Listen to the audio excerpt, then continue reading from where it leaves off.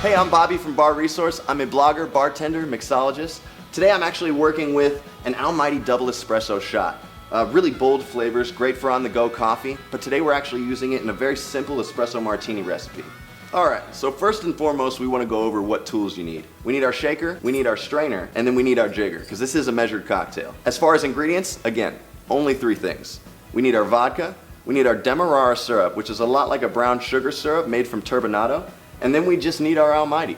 So the first thing we want to do is make sure this martini glass is nice and chilled. We're going to put ice and water in there while we're building our cocktail.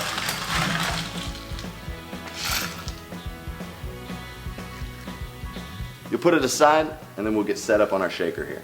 First, we're starting with the Demerara syrup. We're going to use 0.75 ounces of it.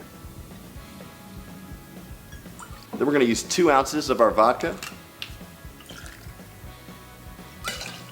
And then just our entire Almighty Double Espresso shot. The most important part to an espresso martini for me is that foam cap. You need that shaker iced out to accomplish it.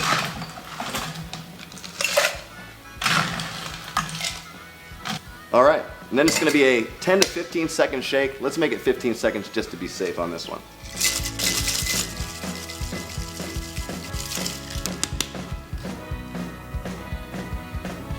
All right, go ahead and dump your martini glass out now.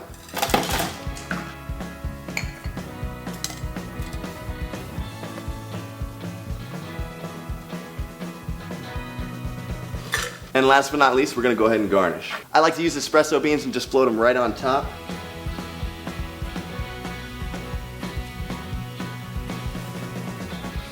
And there you have it, our Almighty Espresso Martini. It's absolutely delicious. I'm gonna go ahead and knock out a couple more of these for the crew.